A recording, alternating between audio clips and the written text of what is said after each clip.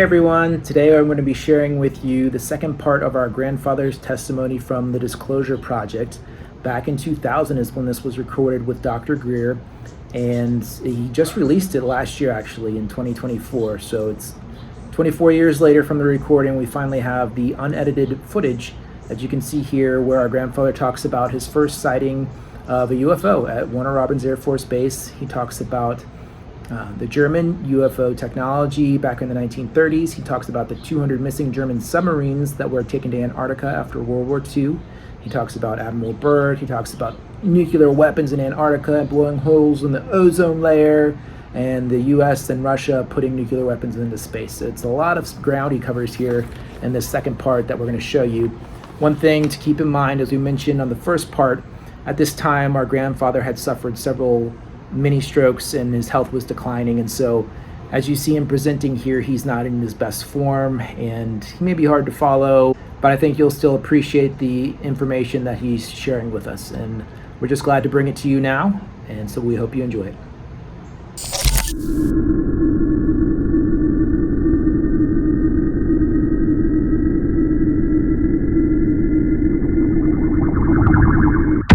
I just want to go back to your involvement with the NRO, and when did you become aware of or be made privy to, on an official level, information regarding UFOs and the government's secret projects involving UFOs? When were you specifically read into the project? Well, I'll tell you when I was stationed at Air Proving Ground Command in Florida. And they were going to send me to Warner Robins Air Force Base with a team with the two most powerful radars we had at the time. And SAC, that was when SAC was on alert all the time, was going to run penetration missions against us. And it was all secret that was there. The commander of that base didn't know this unit was there. Everything was marked as a weather squadron. We had nothing to do with the weather. But we got our equipment set up at Warner Robins, and it was operating. Been there for about a month. And we was working on the big tower one day. And it was down for maintenance. And there's 5 of us on the tower, 2 guys down in the control room. And somebody said, "Look, UFOs." Yeah.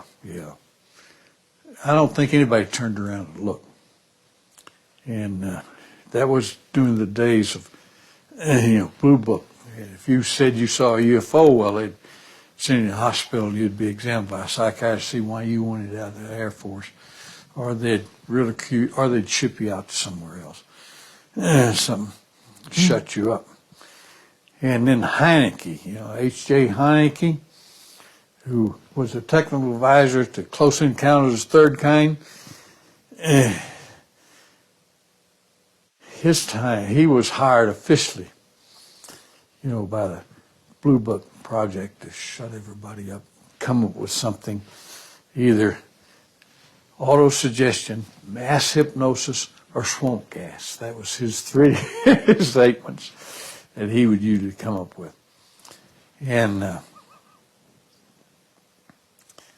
so somebody remarked when we was, somebody said, "Just turn around and look." So we all turned around, and they're sitting about, I'd say, a half a mile from the tower, and at about 3,000 feet was 3 silver UFOs, sitting in a farmhouse, 2 here, then 1 covering the center. And there's a picture of it in there. And so we all walked over to the rope, said, "Yeah, those are real UFOs." And said, "Okay. If Heineke comes up here, what are you going to say?" if they send a team up here, what are we going to say? And somebody said this, about 20,000 civilians and about 10,000 military on the space. Somebody else is bound to have seen these. And so when they say it's mass hypnosis or autosuggestion or swamp gas, let's go down and turn the radar on, because none of that paint's on the radar. So we all went down. Now, the two guys that was down there, I told them, I said, you got your cameras? Official, Air Force cameras. Go outside and take pictures. Go out there and tell me what you see. And they come back, oh, there's UFOs sitting there in formation. I said, well, take pictures. Get the cameras and take pictures. And I told the other two, turn the radar cameras on, because we had radar cameras that took pictures too. So that was all there. And this building we was in had one whole side that was glass French doors. So you could set the radar scope, you'd look outside and you could see those UFOs. And so I called headquarters. And the guy on the phone, he says, I said, okay, we got a contact. He says, you mean SAC is running a mission against you? I said, not SAC. Not SAC. What then? I said, Cosmos. Wait a minute. He said, scramble your phone. So there's a switch you could throw that scrambles everything of mine. And I said, okay, my phone's scrambled. Yours scrambled, mine's scrambled. He says, what do you mean you got a cosmic contact? I says, I mean, there's 3 UFOs sitting out there. You taking pictures, taking radar pictures, taking real pictures. He says, okay, don't say another word. He says, I will send a courier up there. He'll get there in about 6 hours. You turn everything over to him. And I said, okay. So about 5, 6 hours, he's there. We got everything sealed up for him. We give it to him. He heads back to Air Proving Ground Command. And we are never officially ever noted for those pictures that they ever received those pictures. It was just went secret. It went black, like it never happened. But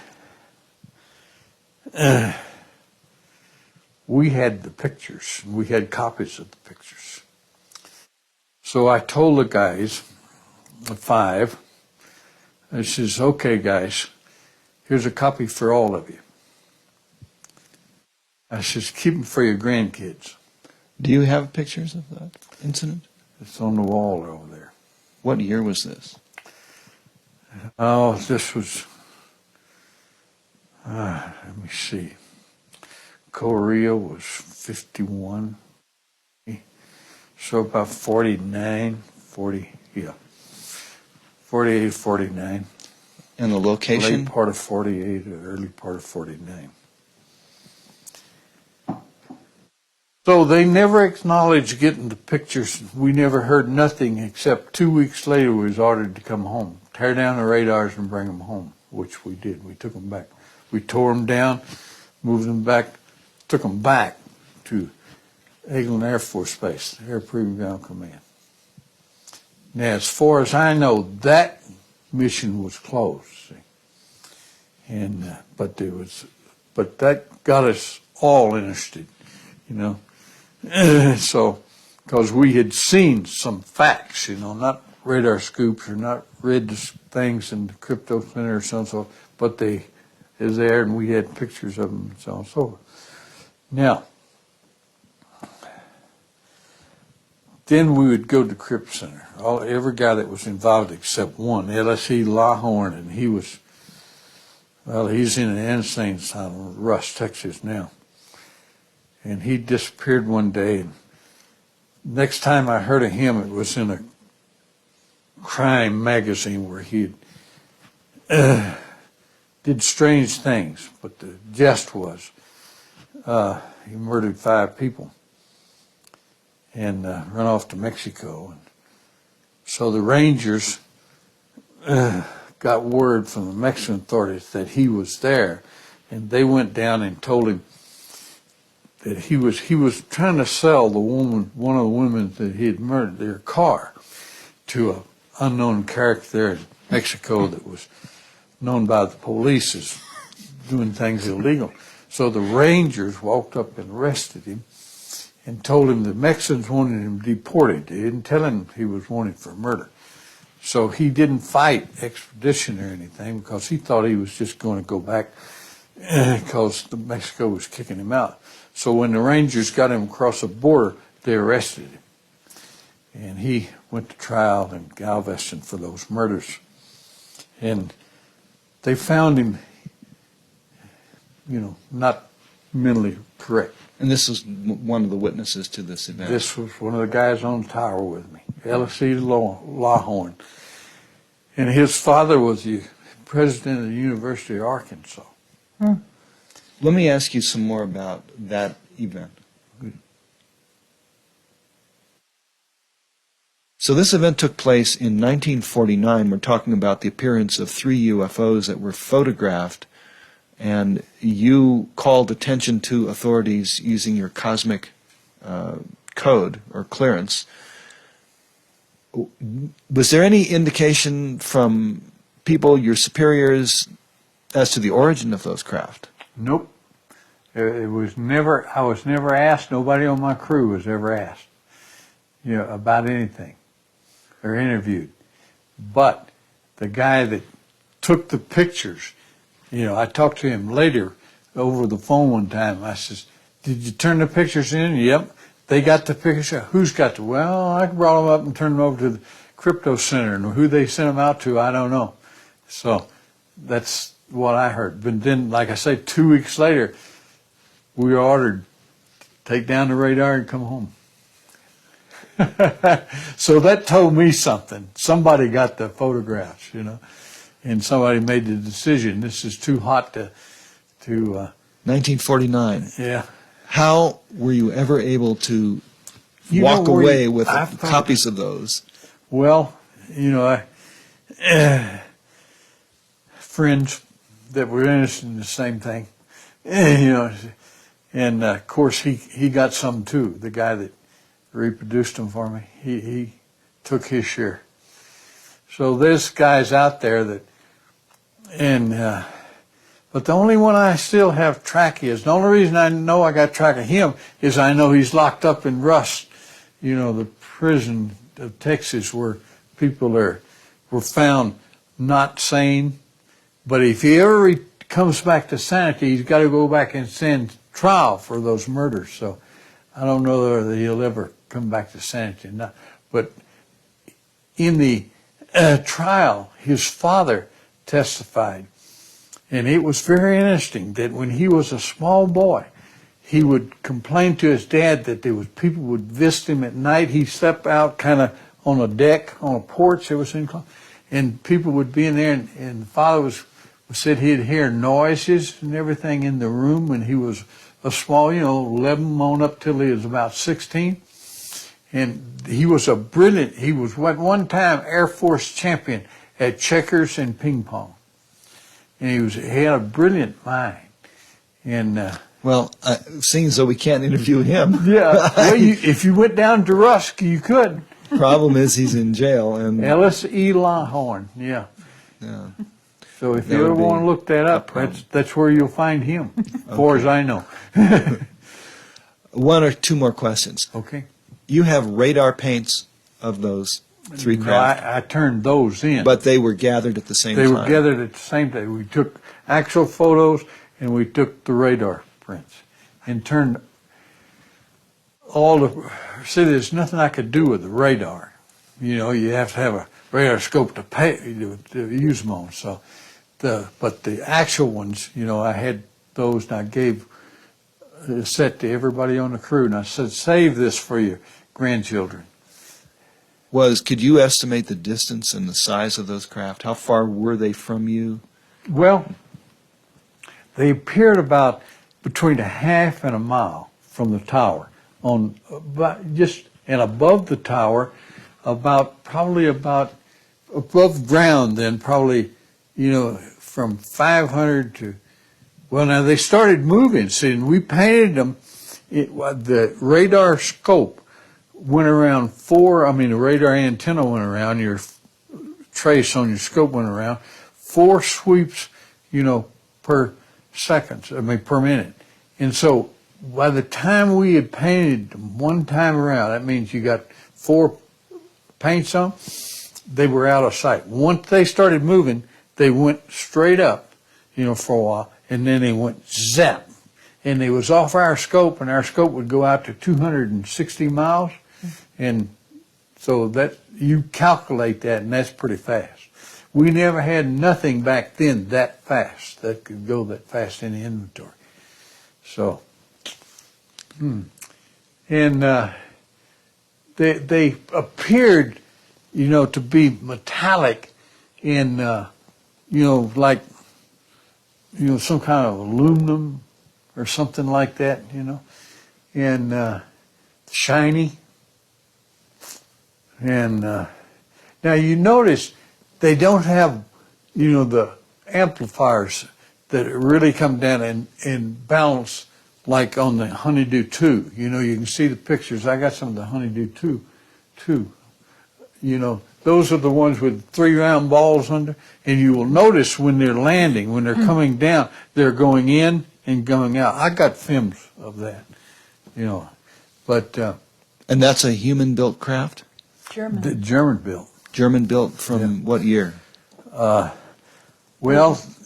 I've got pictures in 38, 39, so OSS films, and they was gathered by our agents, our soldier agents, and the French underground and the MI5, the British.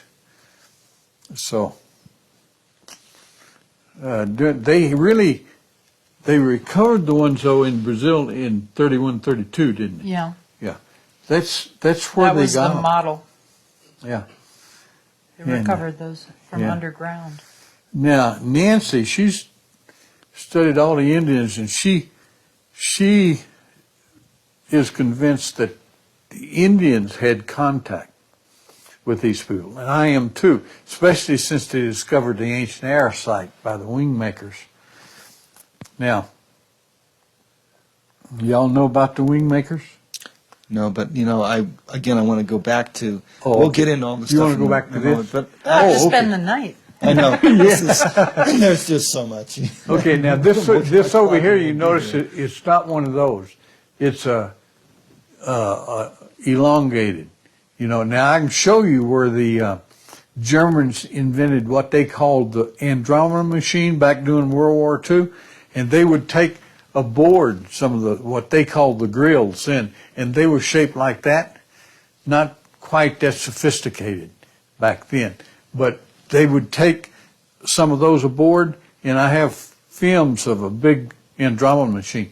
See, like an old Zeppelin, it looks like that. And even today you will see in magazines and stuff and other guys that write books, the long, looks like a Zeppelin, the big mothership they call it. Well, I can show you back prior to the end of World War II where the Germans had that, and they would put those kind aboard that. I think it carried about from 3 to 5 of those kind. And, after World War II, before World War II, several countries explored the Antarctic. See, Germany more than anybody else. Fact of the matter is, Germany, before the war, and Brazil said that they claimed more of the Antarctic, than anybody else. Germany was the greatest, claimed the greatest territory. And so she had started building up there, back in the late 30s. And at the end of the war, she had a huge facility up there. Fact of it is, she had taken their 200 missing German submarines in serialized order. They got the serial numbers of them. That at the end of the war, we never got. So where'd those submarines go? Well, the film I could show you is Germany sent them up there, a big expedition up there, and took some of that work up there, and they was manufacturing there. And so we sent Admiral Byrd down. Let me see now. When was that? It says on that table when it was. It was okay after we'd signed a peace treaty and everything. And you realize that the Third Reich never surrendered. Germany surrendered, but Hitler never surrendered the Third Reich. So the Third Reich had already transferred to Brazil and to Antarctica. And so it was, I think, in 47, 48, Byrd's expedition went up there. And he had an aircraft carrier, a battleship, and the usual support ships. And he went up there and was given by Congress in order to go up there and find out what was going on and to take care of them. We couldn't dare, admit that Germany, was not defeated, and they had transferred up there in South America. Well, they sent Admiral Byrd and his task force up there, and in 2 weeks he was defeated. He lost his airplanes and lost some ships. He come back, he went to Congress, and you can read this in the Library of Congress. When they was interviewing him, he says, if we have another war, we've got to deal with people who can fly from one pole to the other pole. And he says, and they're out technologically beyond our capability. And so the only way I can defeat them is you give me permission to explode nuclear weapons. And so they gave him permission, gave him 2 weeks to go up there and did it. And that's what knocked the hole in the ozone layer. Where did the hole in the ozone layer start? Over the Antarctic. What? All that air conditioning, all those spray bottles? Bull. We blew a hole in it, and we can't admit that. We can't admit that to the world.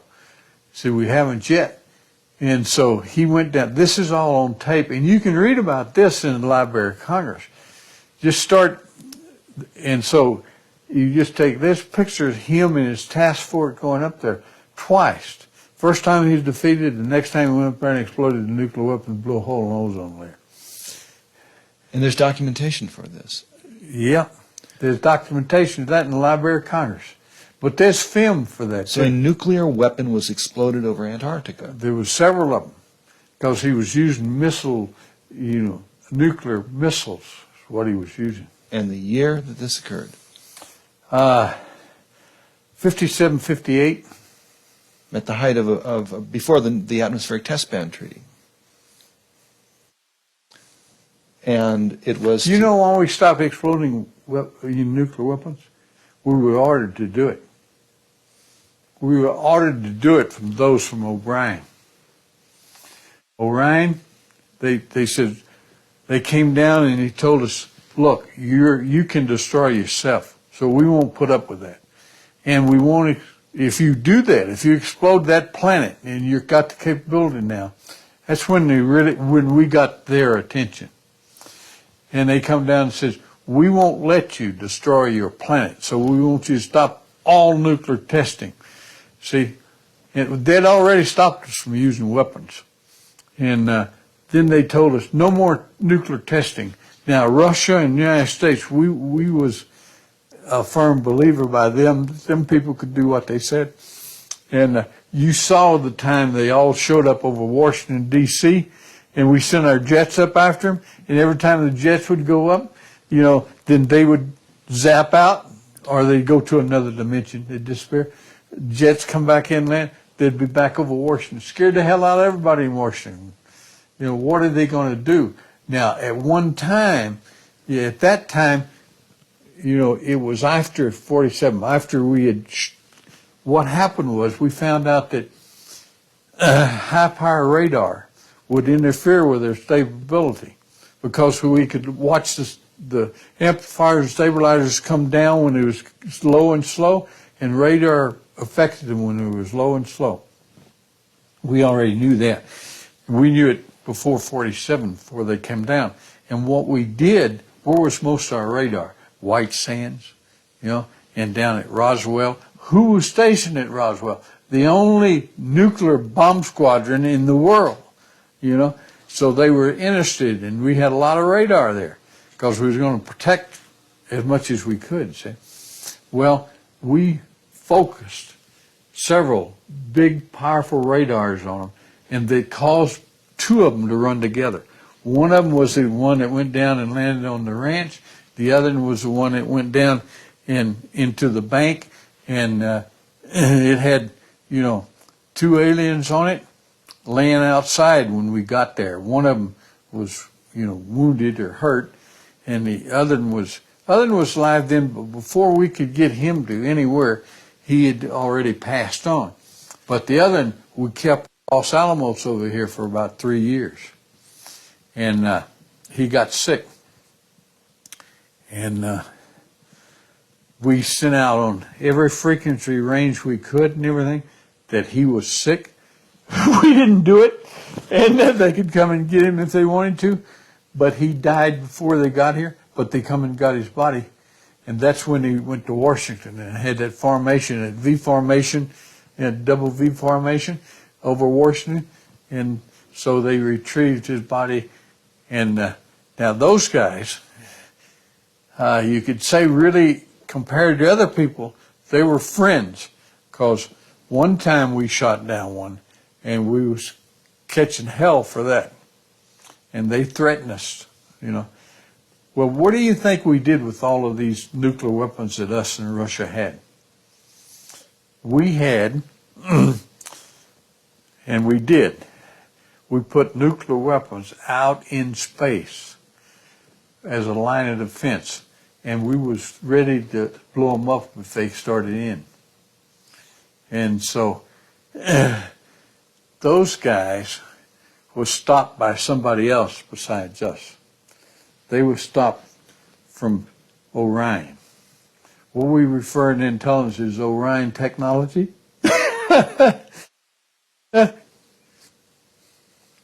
Those guys are technology about 250 years ahead of us.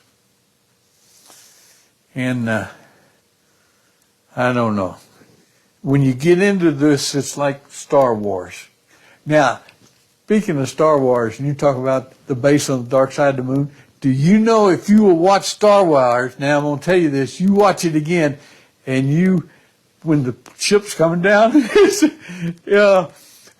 Heineke is the guy, I think, that says it.